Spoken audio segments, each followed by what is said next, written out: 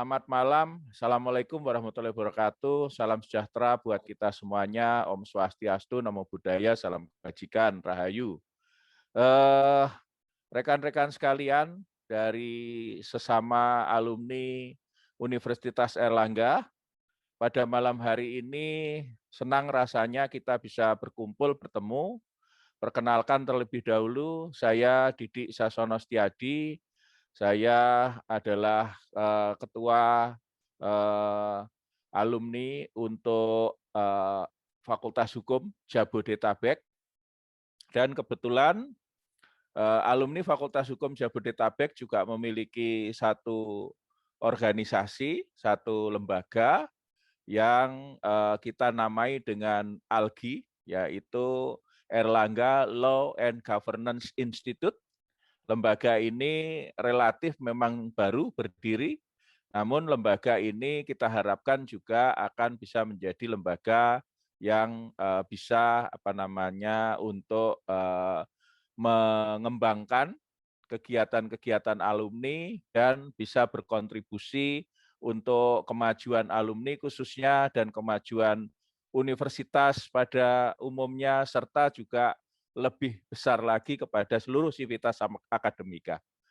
Pada malam hari ini ALGI memiliki acara spesial karena ALGI akan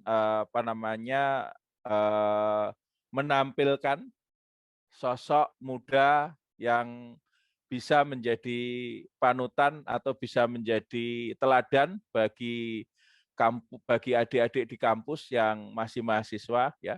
Malam hari ini ada dua tokoh yang kita undang. Satu adalah Pak Restok Kresna Kusuma, atau kita panggil Cak saja ya, kalau Surabaya itu kita panggil Pak itu nggak enak ya. Cak Restok Kresna Kusuma. Nah, Cak Restok ini saya kalau menyebut adalah seorang pejabat yang posisinya itu eselon 1. Eselon 1 itu di bawah menteri gitu ya. Namun Cak Restok ini boleh dikatakan juga kalangan milenial gitu ya. Karena umurnya pun belum sampai 50 gitu, sudah bisa mencapai posisi setinggi sekarang. Nah, malam hari ini kita bukan berwebinar, kita bukan akan membuat satu diskusi yang panjang lebar yang daki-daki gitu ya. Malam hari ini kita menghadirkan Cak Restok untuk sharing ya dengan kita.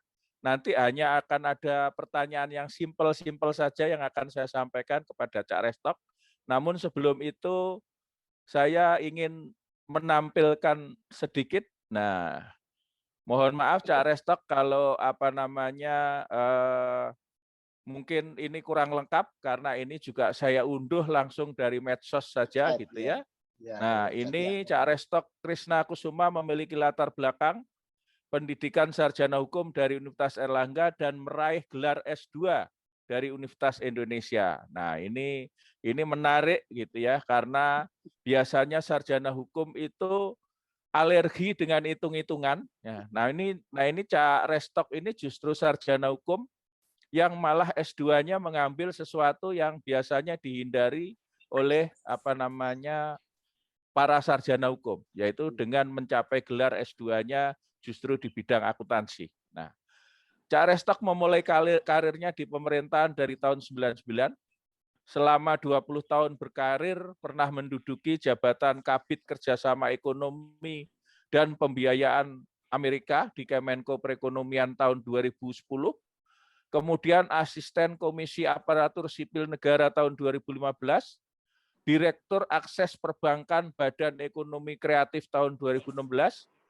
Sebelum dilantik sebagai Inspektur Utama di Kementerian Pariwisata dan Ekonomi Kreatif,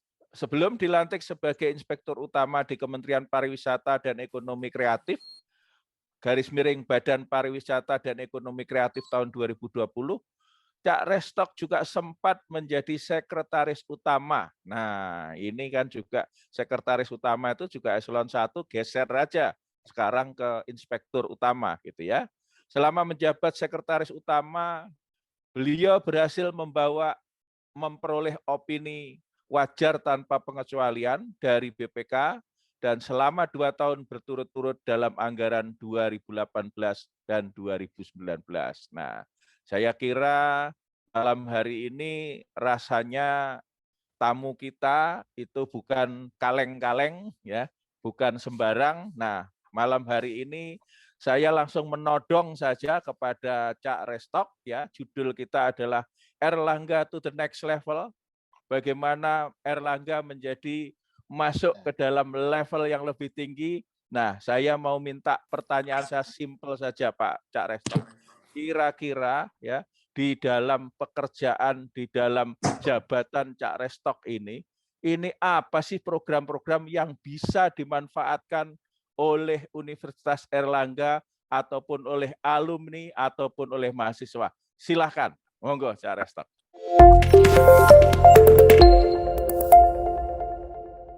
Tadi Mas Didi sudah menyampaikan saya ASN, 20 tahun berkarir, pernah juga di swasta 2 tahun, 2 perusahaan, kemudian sempat jadi Sesdekom di salah satu BUMN 12 tahun, terus ASN pindah-pindah dari Kemenq awalnya, kemudian Kemenko Perekonomian, ke ASN, Bekraf, sekarang jadi di Kemenparekraf. Dari sisi pangkat karir ya saya inspektur utama eselon 1A, berarti sama waktu di Estama juga eselon 1A. Nah, terkait dengan pertanyaan Mas Didik tadi, kalau saya jelaskan tentang pekerjaan saya gitu ya, inspektur utama pasti nggak menarik karena masa saya ngulas temuan-temuan kan nggak lucu gitu ya. Nah, saya mencoba mengulas program apa yang di-share atau dilaksanakan oleh Kemenparekraf selama 2021. Saya ingin share sedikit, boleh bisa tadi yang saya share bisa Mas Didik tentang ini, tentang kegiatan, oh ya Mas Iwan, matur nuwun Mas Iwan.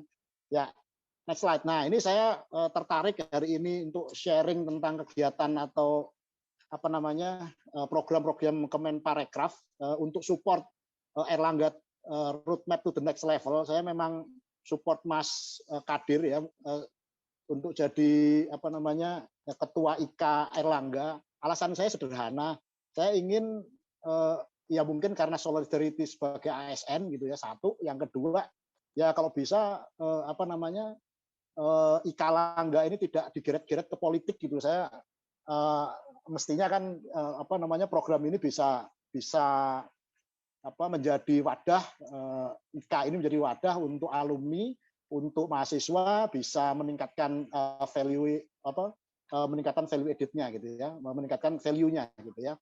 Oke, next slide, Mas Iwan. Saya pakai yang PDF supaya tidak terlalu berat. Ya, mungkin penjenengan ketahui bersama bahwa sektor pariwisata ini salah satu yang terdampak sejak COVID ini. Jadi boleh dibilang 70% lebih penurunan dari devisa pariwisata ini tergerus gitu ya. Nanti habis ini ada data yang menunjukkan itu, dan yang paling terdampak itu Bali. Makanya kenapa apa namanya kenapa Mas Menteri gitu ya, terus kita bahkan Pak Luhut itu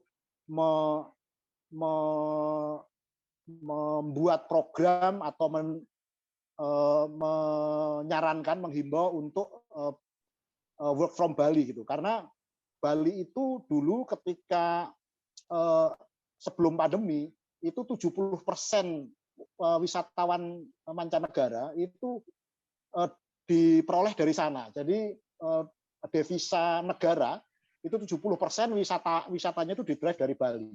Dan itu khususnya di Kabupaten Badung. Jadi Badung itu bahkan setiap tahun dia bisa mensubsidi provinsinya gitu. Jadi betul-betul Bali ini sangat terdampak, makanya kita ya di Kemenpar memang berharap ada support khusus untuk Bali gitu ya. Terlepas dari Jogja, kemudian daerah-daerah lain yang saya yakin punya daerah-daerah pariwisata gitu ya. Jogja masih tertolong karena masih banyak pengunjung-pengunjung atau wisatawan domestik dari Jawa gitu ya. Jadi banyak yang masih wisatawan domestik ini sekarang jadi backbone-nya pertumbuhan ekonomi di sektor pariwisata. Kalau untuk Wisnus boleh dibilang kita jeblok gitu ya. Next slide. Ya. Ya, ini Mas. Nah, devisa kita itu dari 3 ini target nih ya 2020 4,9, 2020 ditargetkan itu 3,46. Ini saya ambil dari RKP rancangan RKP 2022. Ini Mas Regi masih paham banget nih. Dan kita 2021 ini devisanya 0,3 sampai 0,4. 2022 bahkan kita memprediksikan kalau ekonomi kembali di 2022 mungkin 2024 itu baru akan menuju ke normal gitu ya. Nah, Wisman juga gitu. Dari sisi jumlah kunjungan wisatawan juga kalau tahun 2020 itu diprediksi 2019 ya kalau nggak salah itu 17.000 apa berapa gitu ya. Sekarang 1,5 sampai 2 juta saja, jauh sekali penurunan. Kemudian nilai tambah untuk aircraft ini masih masih stabil gitu ya. Pertambahan nilai tambah untuk aircraft, kemudian tenaga kerja ini banyak sekali yang terdampak. Kemudian next slide, simple aja. Jadi saya langsung. Nah, apa upaya kita untuk pemulihan pariwisata? Next slide. Ini yang kita lakukan 4 ini sebetulnya, revitalisasi destinasi dan peningkatan confidence pasar atau rasa aman berwisata, kemudian pemulihan permintaan pariwisata domestik, kemudian pemulihan permintaan internasional secara bertahap. Nah, baru kalau sudah kembali wisatawan mancanegara, itu kita baru confident untuk mentargetkan wisatawan mancanegara lebih tinggi dari sebelumnya. Gitu. Next slide. Nah, ini cara-caranya untuk mencapai 4 langkah ini kita lakukan beberapa langkah ini, ya, adaptasi gitu ya, kolaborasi dan inovasi. Jadi kita berusaha mempercepat revitalisasi destinasi dan peningkatan confidence. Ini caranya apa ya? Percepatan program vaksinasi untuk penciptaan herd immunity ini masih terkait dengan isu kesehatan. Kemudian perluasan sertifikasi CHSE dan kampanye I-Do-Care gitu ya. I-Do-Care ini intinya gimana Indonesia ini bisa care terhadap wisatawan baik domestik maupun mancanegara. Apa itu CHSE? CHSE ini adalah sertifikasi yang kami berikan sementara ini kepada industri atau bidang usaha di bawah Kemenparekraf gitu ya, untuk meyakinkan pengunjung atau beneficiary bahwa badan usaha tersebut itu memperhatikan clean, healthy, security, and environmental friendly. Jadi itu sertifikasi yang kami fasilitasi kepada badan-badan usaha pariwisata ekonomi kreatif seperti hotel, kemudian restoran gitu ya. Itu kami bayar. Selain itu juga kampanye I-Do-Care ini untuk menarik wisatawan mancanegara juga gitu. Jadi kita lakukan kampanyenya secara internasional maupun domestik. Kemudian peningkatan resiliensi bagi industri melalui dukungan permodalan. Kemudian desa wisata. Nah, ini desa wisata ini kita cukup, ini programnya Mas Sandi ini, Mas Menteri Sandi. Jadi wisata itu kita mulai drive dari desa gitu ya. Jadi programnya link dengan apa yang dibuat oleh Kementerian Desa. Jadi kita kerjasama dengan mereka. Jadi desa-desa wisata itu kita develop secara periodik dan targeted gitu ya, tentang SDM-nya, kemudian tentang standarnya gitu ya, supaya untuk menarik wisatawan baik termasuk domestik juga, karena fokus sekarang kita fokusnya ke domestik gitu ya. Kemudian pemantapan manajemen destinasi, kemudian pemulihan permintaan domestik ini juga kita kita kejar juga yang MICE. MICE ini conference gitu ya, meeting, insentif, conference sama event gitu ya, baik itu untuk event olahraga, event kalau event olahraga enggak ya, mungkin untuk wisata olahraga gitu ya. Jadi kita background-nya adalah untuk wisata. Kemudian yang MICE ini kita mau narik conference dari luar untuk bisa berkonferensi di Indonesia. Itu salah satu caranya. Kemudian event-event Nusantara ini juga kita galakkan, event Nusantara, event internasional, misalnya tarik yang rencana itu akan ada kan Superbike nih di Lombok tahun ini. Rencananya MotoGP nggak jadi, mungkin tahun depan MotoGP-nya. Kita upayakan seperti itu. Kemudian ini lebih ke promosi bangga berwisata di Indonesia aja ini, kemudian work from Bali dan destinasi lainnya. Ya kuatnya di Bali sementara ini. Kemudian ini pemulihan permintaan transnasional. Ini ya kita kerjasama terus ini sama tempat Bang Kadir ini, Cak Kadir. untuk regulasi visa dan perjalanan masuk ya, visa dengan Kemlu, kemudian imigrasi itu untuk yang ini apa namanya masuk untuk penerbitan visanya. Kemudian untuk asuransi perjalanan wisata termasuk COVID-19. Jadi asuransi wisata gitu ya. Kemudian bidang internasional untuk emas dan event, kemudian peningkatan pemasaran. Ini yang kami lakukan untuk pariwisata. Next slide. Ya. Oh, ya, ini cuma 1-2 lagi ini. Jadi untuk ekonomi kreatif, jadi seperti saya bilang tadi bahwa mergernya Kemenpar dan Bekraf ini sebetulnya membawa dua lapangan gitu ya, satu lapangan pariwisata, satu lapangan ekonomi kreatif. Diharapkan dua-duanya ini bisa saling menunjang, saling membantu sehingga ya kuncinya satu gitu, pertumbuhan ekonomi gitu ya. Kemudian ini kalau di Ekraf itu peningkatan kapasitas gitu ya untuk pelaku Ekraf yang jumlahnya juga sekitar 16 juta gitu. Kemudian peningkatan usaha melalui insentif, akses permodalan dan infrastruktur. Kemudian perluasan pasar produk dan jasa Ekraf, itu sama ini pemasaran sebetulnya. Kemudian inovasi produk dan jasa kreatif ini diampu oleh salah satu kedeputian yaitu Deputi 7. Next slide. Ya, ini terakhir. Ya, ini. Next slide. Ya, ini jadi untuk Ekraf seperti saya bilang tadi, secara fungsi pengembangan Ekraf ini masuk di dalam kedeputian. Jadi misalnya kedeputian sumber daya manusia dan kelembagaan. Fungsi pengembangan Ekraf itu ada juga di Deputi 2, apa namanya peningkatan SDM dan kelembagaan. Nah, ini caranya dengan melakukan pendampingan dan inkubasi, kemudian pengembangan Center of Excellence, kemudian BIMTEK pelatihan, webinar, sertifikasi itu kami lakukan. Kemudian untuk perluasan pasar produk dan jasa Ekraf, ini gerakan nasional Bangga Buatan Indonesia BBI yang gencar sekarang dilakukan.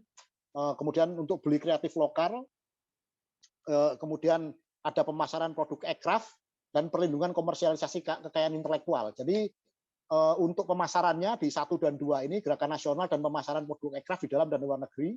Nah, yang ketiga ini justru upaya kita untuk mengkomersialisasikan produk-produk Ekraf yang sudah mempunyai haki gitu ya, kekayaan intelektual. Jadi sertifikasi kekayaan intelektual seperti paten, merek, dan cipta. Kalau cipta kan nggak pakai sertifikat. Nah, itu yang bagaimana caranya supaya produk-produk yang punya tempelan kekayaan intelektual ini bisa mempunyai nilai jual lebih tinggi dari produk yang nggak punya kekayaan intelektual, HKI gitu ya. Kemudian ini peningkatan usaha ini melalui insentif, akses permodalan dan infrastruktur. Yang insentif dan akses permodalan ini kami punya program namanya BIP. Ini program yang didesain untuk memberikan ada dua jenis ini tahun 2021, yaitu jenis permodalan, kemudian untuk matchmaking dan temu bisnis ini untuk mempertemukan pelaku ekonomi kreatif dengan sumber permodalan, baik itu bank maupun non bank gitu ya. Yang tempat Mbak Ninis tuh sering bantu kita tuh BRI, baik yang syariah maupun yang sekarang syariah udah gabung ya di bank konvensional. Kemudian pengembangan atau revitalisasi ruang kreatif, jadi teman-teman yang punya sanggar, kemudian seni pertunjukan gitu ya, dan mereka butuh revitalisasi ruang kreatif atau sarana infrastruktur. Infrastruktur jangan dianggap seperti jalan atau jembatan, bukan. Itu jatahnya PU. Kalau di kita ini kayak misalnya kemarin beberapa tahun yang lalu ya, tahun lalu kita bantu sanggar-sanggar di Jogja gitu ya. Itu untuk revitalisasi ruang latihannya, kemudian ruang pertunjukannya gitu. Jadi itu yang kami lakukan. Kemudian kita bantu wayang orang itu. Kita bantu satu perangkat kostum wayang orang Mahabharata kalau nggak salah di Jakarta itu ya. Jadi satu seri misalnya Ramayana atau Mahabharata gitu kira-kira. Kemudian yang terakhir untuk inovasi produk dan jasa kreatif ini fasilitasi kita tahun ini kita rilis ada hibah desain, kemudian hibah desain gerai. Ini hibah desainnya ya, bukan untuk gerainya gitu ya. Kemudian pengembangan sistem manajemen kolektif atau digital atau portamento itu untuk mengkolek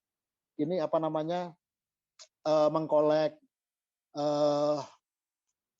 apa itu namanya tuh copyright ya, copyright dari musisi.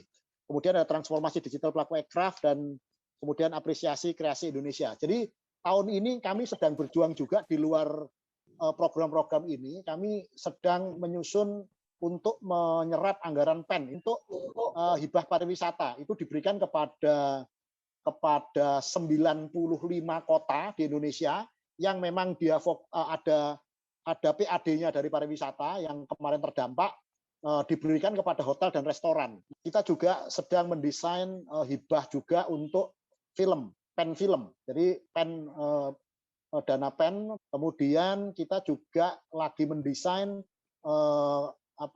program untuk Bangga Buatan Indonesia. Nah, ini nanti juga mungkin teman-teman bisa dapat nih untuk pelaku-pelaku ekonomi kreatif ya di beberapa subsektor. Kalau nggak salah 3 deh. Fashion, kria, kuliner itu yang sekarang sedang kita lakukan dalam konteks pembenahan atau pemulihan ekonomi baik dari sisi sektor pariwisata maupun dari sektor ekonomi kreatif. Saya pikir itu Mas Didik yang bisa saya sampaikan. Kayaknya sudah nggak ada, sudah 8 ini terima kasih kayaknya. Coba next slide, Mas Iwan. Oke, nah ini terima kasih Wonderful Indonesia. Ini, nah ini monggo dari penjelasan saya kalau ada yang mau ditanyakan, saya pikir mungkin untuk pelaku-pelaku pariwisata dan pelaku ekonomi kreatif penting. Tadi saya juga ada Bu Aje Busra nih chatting di grup chat nih. Selamat malam Bu. Ini apa sudah di follow up surat ke Menteri? Silakan, monggo. Terima kasih Mas Didi.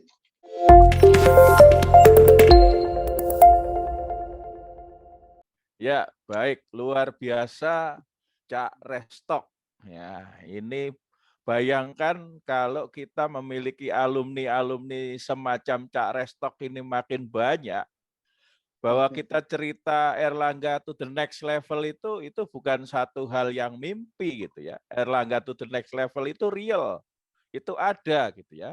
Bayangkan Cak Restok tadi itu memiliki 2 setidak-tidaknya peluang ya yang saat ini itu di masa menjelang pemulihan ekonomi, mengingat kita pandemi dan menuju pemulihan ekonomi. Satu adalah pariwisatanya, di mana pariwisata ini akan bisa menjadi satu peluang yang luar biasa. Yang kedua adalah sektor ekonomi kreatif. Nah, ekonomi kreatif ini harusnya di masa pandemi juga masih bisa bertahan ini harusnya kan gitu. Nah, ini saya rasa kesempatan yang luar biasa kita ketemu dengan Cak Restok, dan Cak Restok tadi sudah mengatakan eksplisit akan mendukung Cak Kadir Jailani begitu ya. Karena merasa bahwa kalau alumni ini dipegang oleh Cak Kadir Jailani itu ya udah pasti nanti ya program-program semacam ini ya, peluang-peluang semacam ini akan semakin mudah untuk bisa kita jalankan di bawah bendera alumni Erlangga, termasuk juga di bawah bendera Universitas Erlangga sebagai warga Erlangga. Mumpung Pak Cak Eko belum datang, jadi kalau ada pertanyaan-pertanyaan, tadi pertanyaannya saya wakili dulu. Pertama, ternyata Erlangga itu memiliki juga jurusan pariwisata kalau nggak salah ya, itu diploma atau apa. Nah, kira-kira apakah sudah ada kerjasama, Cak Restok? Aku belum tahu. Kebetulan kalau di Kemenparekraf kita punya Sekolah Tinggi Pariwisata, maksudnya STPTNP, Perguruan Tinggi Negeri Pariwisata. Kita punya 6 yang terkenal, yang lama itu di Bandung, STP Bandung, NHI yang terkenal dengan NHI. Ya, NHI. Kemudian ada yang lama itu Bali juga ya. Bali, ya. PTNP Bali gitu ya. Itu juga udah 40 tahunan. Kemudian kita punya 4 lagi yang relatif baru. Yang lama Medan juga, Medan kita punya. PTNP Medan, kemudian PTNP Makassar juga lama, jadi 4, yang baru 2, Palembang sama NTB. Nah, monggo kalau mau dibuka kerjasama antara ini untuk hospitality, kami welcome. Nanti saya tinggal ngarahkan ke deputinya aja Pak Wisnu. Nah, Saya welcome aja, monggo. Ya. Saya kebetulan juga Luar jadi biasa. kalau di Kemenpar saya pansel. Jadi ini panitia seleksi untuk eselon 1, eselon 2. Jadi yang mau seleksi masuk jadi GPT Madya, GPT Pratama, monggo nanti bisa ketemu saya. Tahun ini, nggak tahu tahun depan akan diambil lagi enggak. Wah, luar Ya, biasa, luar ya, biasa. ya. Oke, Satu oke. lagi Mas Didi, di tempat saya Ya. itu ada eselon 1 juga dari Eva Unair, Mbak Nia Nah, Nistaya, itu angkatan iya. 82. Ini cuman beliau nggak terlalu aktif. Itu Ya. ruangannya sama ruangan saya cuman ke ini doang, kebatasan connecting door. Jadi kalau nanti mampir ke Mbak Nia, silakan mampir di lantai saya 17 juga. Jadi mungkin kawan-kawan dia di Eva Uner 82 kalau nggak salah. 83, Mbak Nia 83. 83 ya, Mbak Nia Ya. 83. Nah, saya 92. Mm-mm. Itu connecting Ya. door. Jadi kalau Mbak Nia ngomong saya dengar, kalau saya ngomong Mbak Nia dengar. Ya, Mbak Nia Gegeran. itu kebetulan adiknya Ya, Pak ya. Desra Percaya ya, Ya, dari betul. apa Kakaknya, namanya, kakaknya ya. kakaknya. Kakaknya Ya, Mbak Nia, ya, ya, kakaknya. saudaranya Pak Desra Betul, betul. Percaya Betul, betul, yang betul. sekarang jadi Ya. duta besar di Inggris, di Yes. London ya. Itu Oke, satu oke. keluarga kebetulan saya banyak kenal semua ya. Nanti Ya, satu baik saat ya. kalau Oke. sudah Oke, nggak oke. COVID, pasti saya main ke Siap. tempatnya Cak Restok sekaligus mampir ke tempatnya Mbak Nia. Nah, Siap. salam nanti tolong disampaikan pada Ya, Mbak Nia monggo. supaya kapan-kapan Ya, bisa inget hadir juga di dalam jam 8 forum ketoke seperti ini. arep ngejar rapat aku soalnya nak temuan nih. Oke, Temuan BPK baiklah. ya.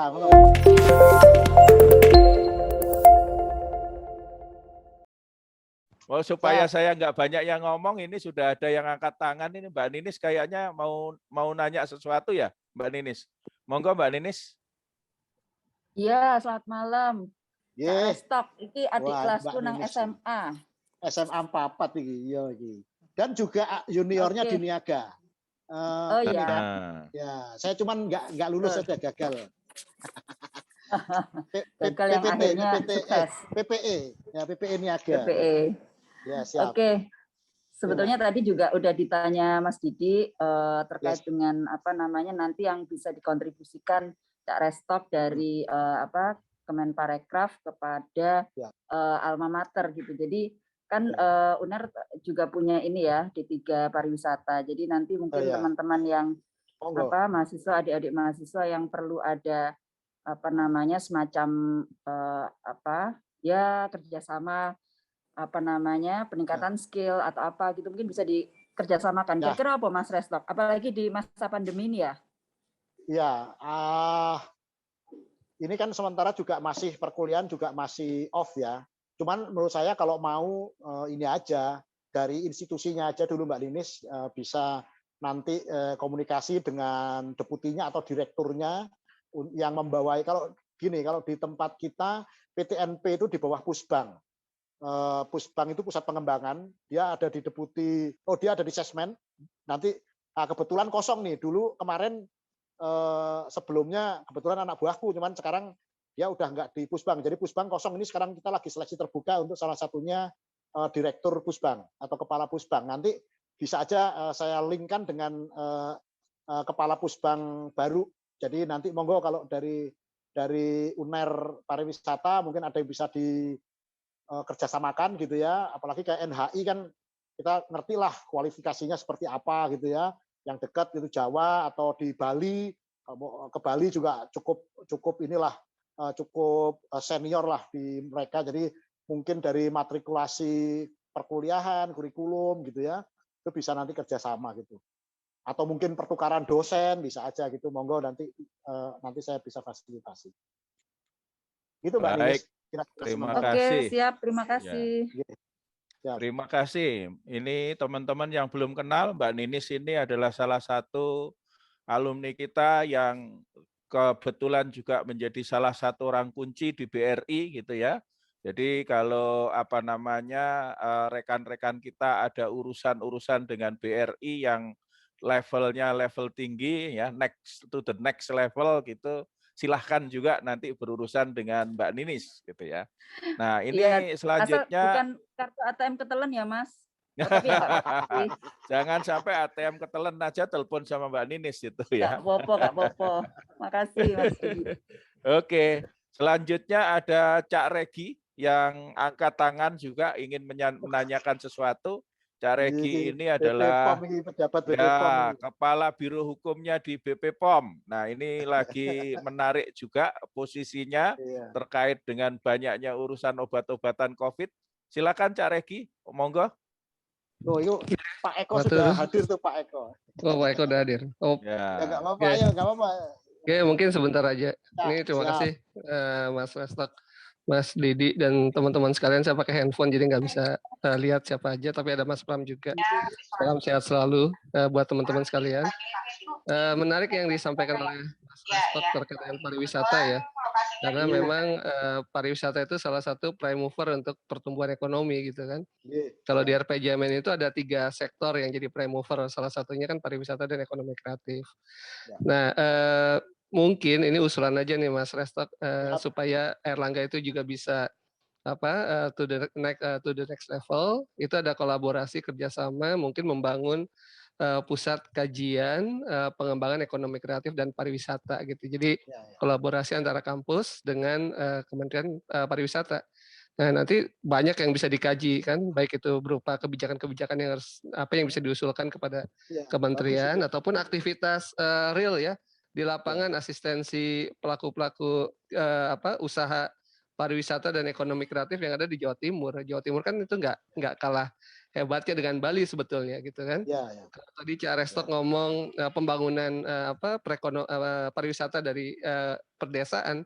Wah, desa-desa di Jawa Timur itu luar biasa gitu. Jadi mungkin itu ya, dengan adanya kolaborasi itu juga nanti kan bisa dihitung sebagai akreditasi buat Erlangga untuk bisa naik ke next level. Kemudian bagi Kementerian Pariwisata juga punya mitra diskusi lah, sparring partner gitu. Barangkali itu Mas Didi. Makasih Mas Regi. Itu saya juga question mark tuh. Saya dulu pernah jadi PLT deputi waktu saya udah nggak sestama karena belum officially merge gitu ya. Saya pernah jadi PLT deputi riset dan edukasi Bekraf waktu itu karena deputinya meninggal. Nah, saya lihat kok kerjasamanya kita waktu itu Bekraf itu sama UNER nggak ada, adanya sama ITS. Jadi waduh, saya itu kadang-kadang ini agak telat gitu. Sebenarnya kita welcome aja kalau kayak gitu gampang, nanti saya tinggal telepon direktur risetnya gitu ya supaya nanti bisa kerjasama kolaborasi riset itu bisa dilakukan untuk kewirausahaan kampus. Saya pernah diundang ekonomi, malah bukan hukum dulu, diundang ekonomi untuk mata kuliah kewirausahaan gitu ya. Tapi belum ada kerjasama juga dengan Bekraf. Sekarang dengan Kemenparekraf saya kok kayaknya juga belum lihat gitu. Jadi ya monggo, saya sih siap fasilitasi kalau cuman kayak gitu. Nanti saya arahkan ke teman-teman yang membidangi gitu. Kira-kira gitu. Makasih Mas Regi diingatkan. Ya, baik. Terima kasih Cak Restok ya. Karena kita sudah sampaikan di awal bahwa ini bukan webinar, ini sifatnya adalah mengenalkan, artinya ini adalah alumni menyapa sesama alumni dan alumni menyapa kampus.